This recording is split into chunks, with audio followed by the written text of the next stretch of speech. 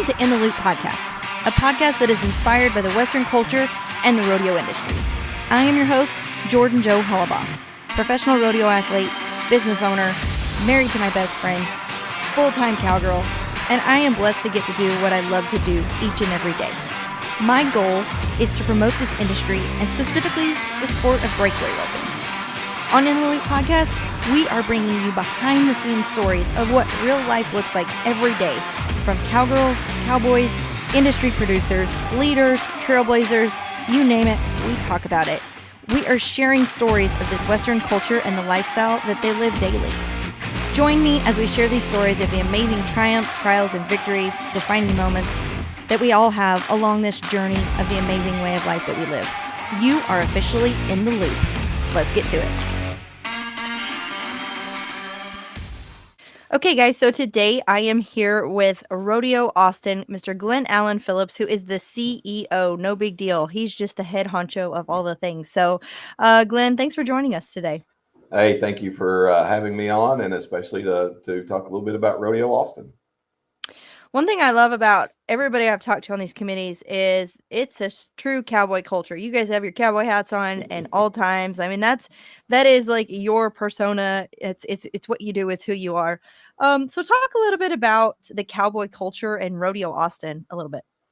Well, Rodeo Austin, of course, I guess we're a little different than other places I've been in terms of being in Austin, Texas. Austin is an interesting city. Of course, not only is it our state capital, but we have a really wide variation in terms of just the different types of people. When you look at the influx and the growth in our population, particularly through the COVID time frame, you know, we have people moving from the West Coast, from the East Coast, from just all over the country.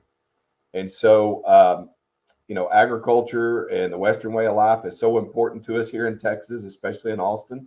And so, you know, we want everyone to come out to Rodeo Austin and play cowboy for a day. Our volunteers are committed to our mission. Our volunteers are committed to agriculture, to the Western way of life. They love rodeo, love the sport. And so what we're hoping that we're doing is that we're showcasing a little bit of the best of the Western lifestyle within the state capital in Austin, Texas.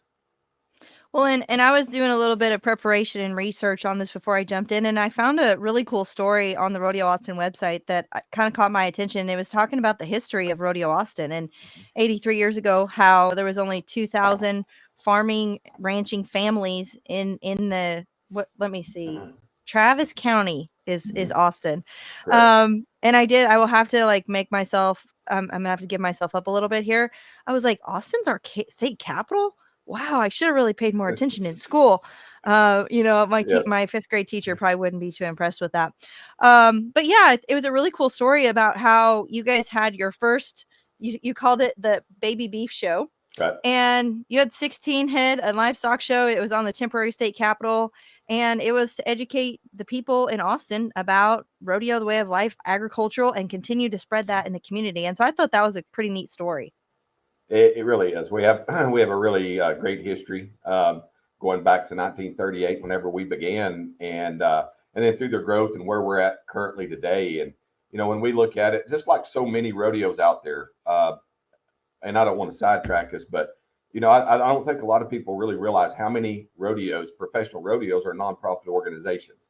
And so we're raising money for whatever that nonprofit is, whether Rodeo Austin, it's to grow the next generation, scholarship dollars, or for it's your local fire department, or whether it's for your local hospital, or whatever we all do. And so in Austin, especially in Travis County, we were started as a livestock show, and then grew into and added rodeo and some other things like that. And starting with the small number of beef entries that we had to this year, we'll have a little over 10,000 kids coming in competing within our different competitive events that are all agricultural focused here at Rodeo Austin. And then, of course, one of the things that we do is entertain everybody, and hopefully we're portraying the sport of rodeo in a positive manner, and everyone's coming out and having a great time.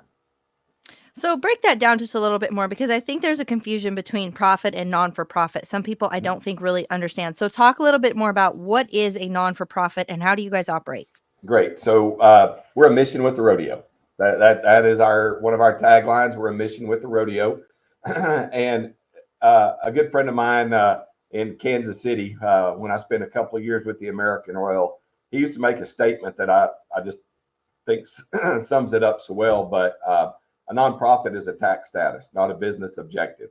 And so, yes, we're out to make as much money as we can to turn around in our goal to give it away to kids in the form of scholarships. But nonprofit is a tax status. It is that we are out there we are not earning money that goes into the pockets of shareholders or anything like that. And I think that's the biggest difference there. And so, yes, we're trying to make as much money as we can because we want to give away more money to the kids, to the youth of Texas. But while we're doing that, we're trying to grow our rodeo purse. We're trying to improve what we have out on the grounds. Our goal is to be, we're a celebration of the community as well.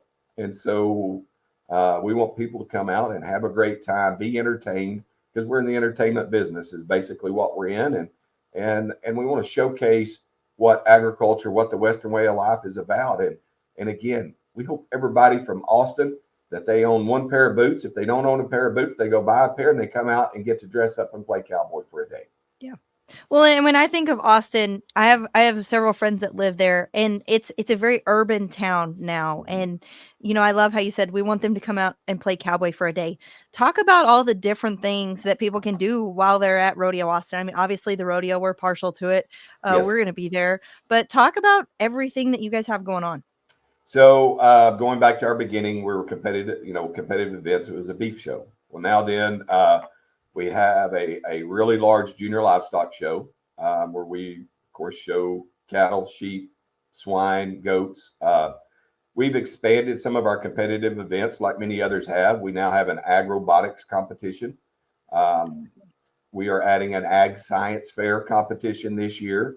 Our agricultural mechanics, which is one of our fastest growing shows we have, and that's where kids, they're applying different trade type skills and building equipment and coming out. So that is all available for the public to see, along with our petting zoo. We have a wine and beer tent to come out and have a great time. We'll have an ag magic show this year that's just entertainment for the kids. In our Wild West tent, which we do some different acts within that, but Tomas Garcia-Laza will be performing in there for the public on some days. We have trick riders in there. I believe we have Bert Davis coming this year with his dog shows. And so we're trying to entertain the public. And then one of our biggest, one of our biggest attractions is we have Austin's largest carnival held here on our grounds. And so there's something for everyone to come and do along with shopping. We have quite a few different vendors out, so you can come and shop. And then, of course, who doesn't love to come out and have fair food and drinks? And then we hope everybody buys a rodeo ticket, comes and gets a great rodeo, followed by a concert that night, and then wraps it up at our 100X dance hall. So we think we have something for everybody during the day. Yeah. Well, and it does. It sounds like it. I know that Rodeo Austin is very busy. There's a lot of different moving parts going on at all times when I was there last year. So, it's really fun, but it's a really neat rodeo. It's in a smaller coliseum. Yes. It's a small, fast setup, and it's pretty fun. We got to go and rope at Rodeo Austin last year, and this year you guys have added equal money for the Breakaway again, and it's really growing. Breakaway is growing all over the world, but especially with these bigger Texas rodeos. We just really appreciate you all for having us. So talk a little bit about the Breakaway. I know you guys have been established for 83 years, right? And I don't know exactly how many years you've had the rodeo. How many years have you had the rodeo? I don't know the answer. I'd have to go back and look, but it was We'll do some research on that. It was originally an amateur rodeo held in the old Coliseum. I do know that. Yeah, exactly. Okay, so then you evolved and now here you are ProRodeo sanctioned PRCA rodeo, and then you guys decided and you're like, hey, we're going to add in the Breakaway. So talk about what that process was like as a committee, deciding to add the Breakaway and some of the things you went through to make it happen. So for us, Breakaway was something that was definitely on our radar that we wanted to add, especially being in Texas. I'm very familiar with it. While my girls did not Breakaway rope, they high school rodeoed pretty hard and heavy. And so we have quite a few friends and you can just see the growth of the sport. And the guys don't like to hear this, but let's just be honest about it. The fans want to come see the girls more than they want to see the guys out there competing. And that is great. We love that. Austin, as you said, we're in a smaller coliseum, we're a smaller arena. And so for us, we have to stretch and find every dollar that we can. We had just made up our minds that we were not going to add Breakaway till we were at a point financially we could make it equal money. And I had some conversations with different friends that said, well, just go ahead and add it and then grow your equal money. And we wanted to be committed from day one. If we added Breakaway the day we did, we were committed on full equal footing there. And so that's why we waited until last year, because we could do equal money. And then as we were able to grow our purse again, our added money on all events, Breakaway roping is right there with it. To come up with the money was kind of interesting, but fortunately we had an outstanding new donor and sponsor who was committed to not only Rodeo Austin, but really wanted to see another women's professional event held within our rodeo. And so that's where we came up with the funding that allowed us to branch off into the Breakaway roping. And so it was well received by our fans and by the public, and hopefully you all enjoyed it. It was our first year last year. We're excited about this year, and I think we'll have a great Breakaway roping again. Yeah, obviously. I mean, it was a great experience just to get to go there the first time, to get to rope in your format and all the things. I love to breakaway rope, so I'm partial to it. But I want to ask you a little bit of a different question here. Being a dad of young ladies, we're really trying to break through and I would say earn our stripes, but also become professional women athletes in the sport of rodeo. Mhm. So what is your perspective as a father figure trying to help your daughters and educate them on what is the best path to take and how do we get there? So that's a great question. There's a million answers there. I guess for me, my advice with my daughters is always number one is just how you carry yourself. Our family, I guess the way we've raised our entire family, the way my wife and I go about it is your rodeo career, your livestock show career, what all you do, that does not define you. Your ethics, your integrity, your character, and your morals is what defines you in the end. And so the first thing is go with high character. I think from a professional standpoint, it is carry yourself professionally. And with that doesn't mean that you can't disagree or that you can't have a recommendation. But to realize you have to kind of put yourself in the other person's shoes or the other situation. And where I'm going with that is we changed our format this year on our timed events. And we did that at request of some contestants. And so we're going to try it. It had an effect on some of our potential qualifiers into Rodeo Austin this year in terms of automatic qualifications. And we received an email from a barrel racer that expressed their disagreement with our change because of the late notice, but it was extremely professionally written. And it was not attacking. It was not anything that, oh, you're ruining your rodeo or you don't care about us. It was mainly due to the timing and how it had a negative impact. And I replied back to that email because it was very professionally written and they were able to express their views. Rodeo is an interesting sport. I'm sure you've seen and witnessed it, but little things, time to bit contestants. We don't have the greatest parking area for everybody, but don't dump your trash and then pull out and leave us with a pile of trash to go clean up. And because therefore, when we start looking at where we're going to apply potential funds and grow our funds, we have to look at it and go, well, we have to clean up. That's extra cost. And that's a small amount, but it's just the way everyone carries themselves. I will tell you that last year, the Breakaway ropers were outstanding to interact with, to deal with. And I think it's just how we carry ourselves. And it's the entire sport. It's everything from contestants to committees, to our stock contractors, to our personnel. We want that positive vibe out there, and professional rodeo it's been through such a growth the last few years that we want to keep that going.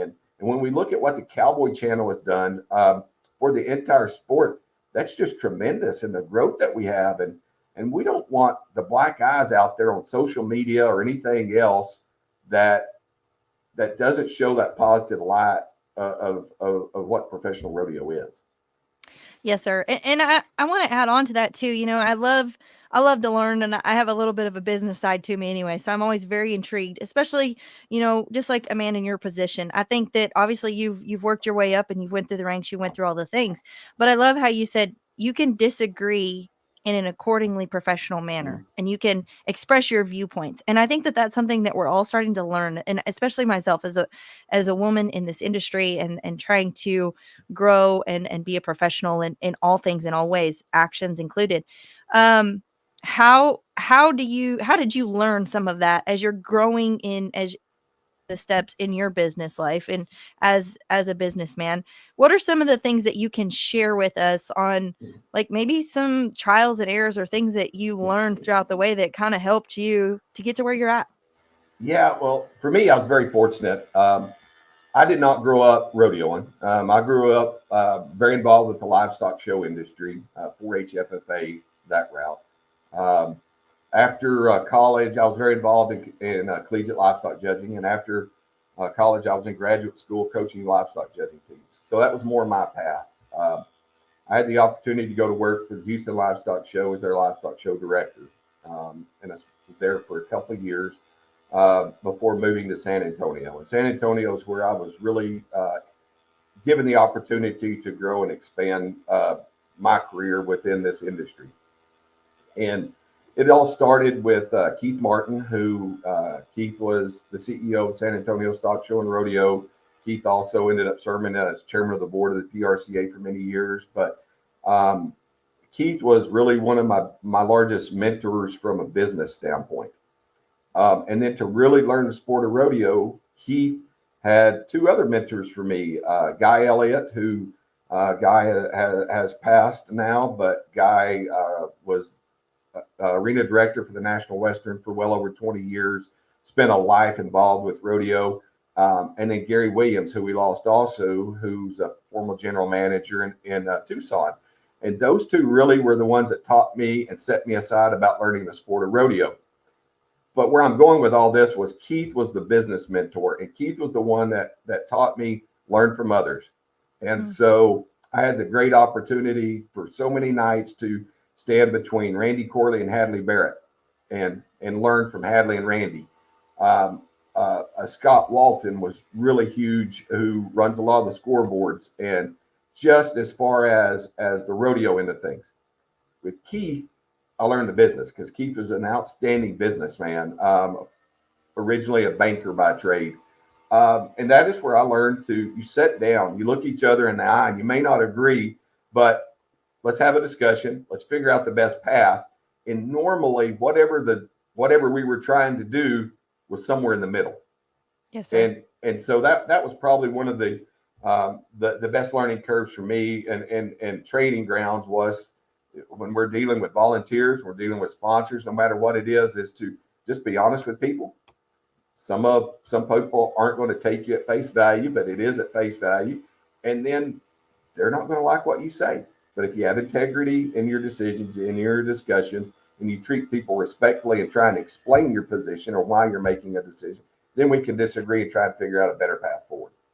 I love that. Well, and I think that's great advice too. And I love to pick everybody's brain on, one thing that really made an impact. And I think we can all learn from everybody else, just like you said. My next question is, as a women's event, you talked a little bit earlier about how more sponsors are wanting to come and watch the ladies. They're wanting to watch women's events. What has it been like to bring in new sponsors and try to advocate for more women's events? Has that been a challenge? And if it has, or if it hasn't, how have you navigated that and promoted that to these sponsors? So bringing in more sponsorships is always a challenge, but it's also, there's a lot of opportunity out there. What we try to do is match up a sponsor with a particular event that might kind of fit, as well as it's not just advocating for the ladies' events, it's for all of it and everything that we do. And so I will tell you that Sponsors have been very, very open and excited to talk about the ladies events because the fans are excited about the ladies events. And so that's where that tie comes in. So I don't know if I'm totally answering your question, but it's trying to make sure a sponsor fits within whatever particular area we're trying to get their branding so that their brand gets out there to the public, which leads to more sales for them. Well, and one thing I love about rodeo in totality is, I think we get a little streamlined focus on breakaway roping, but there are all the other events that were there before us, even though we're like, really? They had something Yes. before us? But that's the amazing part of rodeo. And that's why we love what we do. Everybody wants to be a cowboy or a cowgirl. Dale Jones told me one time, everybody's sitting behind their desk at the office wanting to have a pair of cowboy boots on and get out there and live the Western way of life. And I won't ever forget that. So I think that's pretty neat, but you're advocating for all of rodeo, and I think that's one thing I'm really trying to grow and push forward is I love that breakaway roping is there, but we are all fighting for rodeo. We're fighting for our industry. We're fighting for the longevity of this sport, and it's growing. So that's pretty cool to me. But I appreciate you guys on behalf of a committee perspective and going after those sponsorships so we can show up and compete for the equal money, just like you guys have given us. So I appreciate that from a breakaway roper standpoint. Next question, and I want to discuss a little bit. We talked about it a little bit earlier, but let's dive into it. We're doing Rodeo Austin a little bit different this year. It's going to have we're going to have limits on our qualifications, and then you're also having 2 qualifiers for the breakaway roping and for the barrel racing. So talk a little bit more about that decision. I know you said it was a contestant recommendation, which I think is great. It did happen on a short timeline. So what is that going to look like for this year for Rodeo Austin? So I guess you kind of have to go back just a little ways. Of course, and there's a lot of debate whether people like the tournament style formats or not. Actually, I'm a very big advocate for the tournament style formats, but to make that work, I believe there's a rather large dollar value and added money that has to be there, or it's not financially feasible.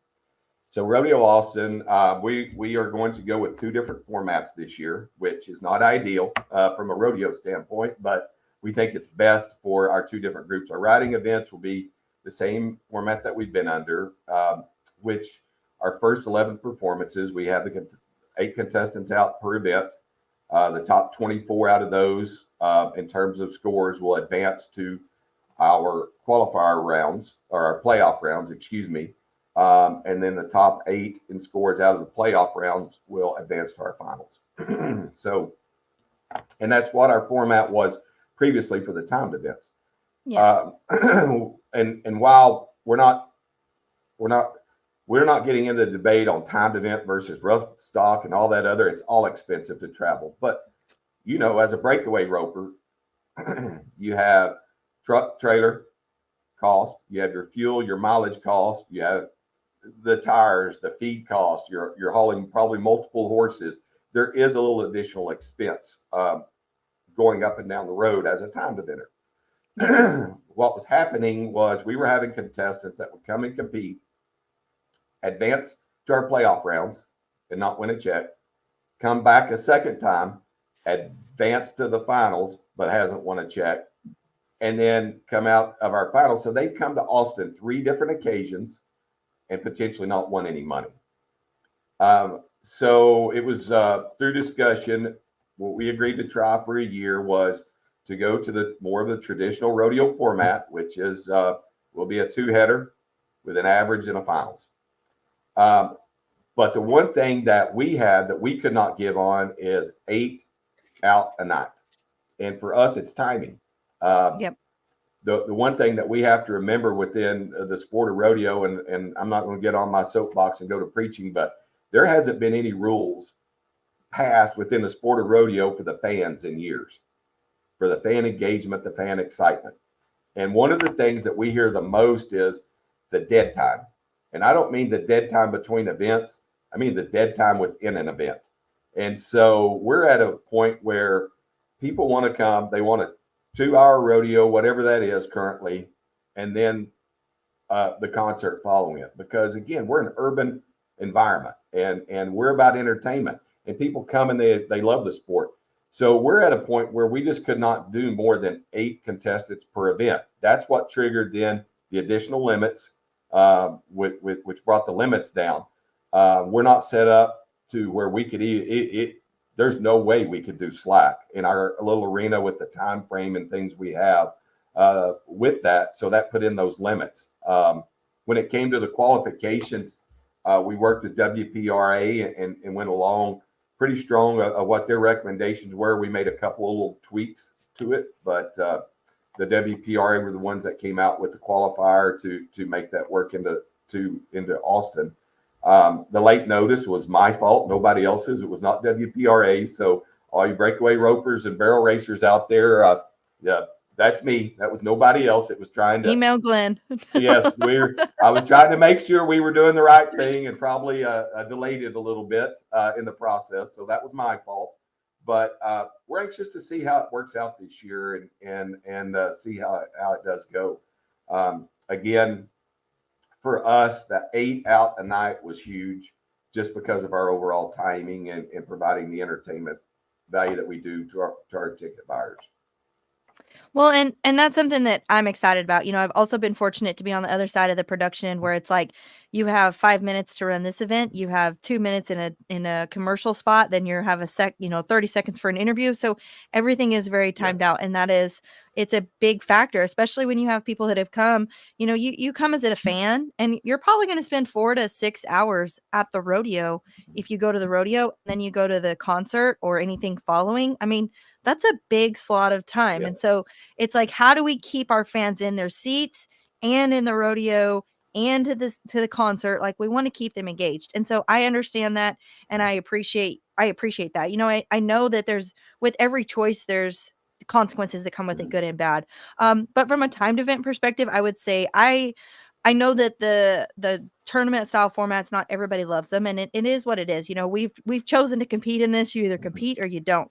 But I appreciate the fact that you're getting 2 chances to run at money no matter what, because it does make a difference when you're invested and you've got your time and all the things.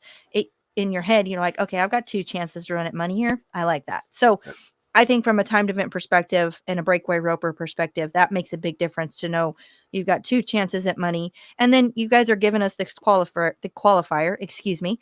And so you're going to take 20 from the qualifier in the breakaway. And that's coming up. Mr. Dirk Webb is going to put that on in Decatur. So there's a lot of opportunities here, and I'm excited to see this year and how it turns out and what it turns into next year. Well, we're the same way, and we just really appreciate the WPRA and the PRCA for working with us and trying to help guide us. You know, the one thing about us, and whether you're on the committee side, contestant, contract, or anything else, we're all a little stubborn. We're a little hard-headed, and we all think that we know the only way. And it goes back to that, having those open discussions back and forth. And sometimes change is hard. It change is really hard within anything that involves agriculture, whether it's I think it's just the way we all grew up very independent. And of course, rodeo comes from the agricultural lifestyle going back hundreds of years ago, but we're very independent people. And so sometimes we have to set ourselves down and, okay, I'm going to listen a little bit more than I'm going to talk this time and try and make changes. So we appreciate everybody working with us. You know, it was a couple of contestants, primarily one that said, hey, I really think this will make your rodeo better. Fortunately, I grew up with a couple of very dear friends of mine that aren't competing any longer, but did go up and down the road pretty heavily, and multiple NFRs and things like that, and a chance to talk to them where they have no stake in the game anymore. And they were like, oh, we used to love going to Austin years ago. It was 2 chances at money to what you just said, and we used to love that. And I don't know why y'all changed it. I said, well, we'll work through that. So, and I love that too, that like you said, they have no stake in the game any longer, but They did compete. They do understand. And so as rodeo athletes, I look forward to that day too, when we can come and give back and be a part of our rodeo communities and come back and be on these committees, be on the volunteer board, and help continue to grow that sport. So very exciting. But Mr. Glenn, I won't take up too much of your time. Austin, Texas is a rodeo. You guys, your slogan is Real Texas Grit. If you could leave anybody and everybody who's listening with something to remember from Rodeo Austin, what would it be? Just come out. We're in the capital city of Texas here in Austin, Texas. And we are doing our very best to showcase agriculture, Western way of life. Come buy a ticket. There's a lot to do in Austin, Texas. We'll showcase Austin, Texas, which is a great city with just multiple different types of things to come and do, and come see us. Well, I appreciate it, Mr. Glen Alan Phillips. Thank you so much for taking the time today, and we will see you at Rodeo Austin. Thank you.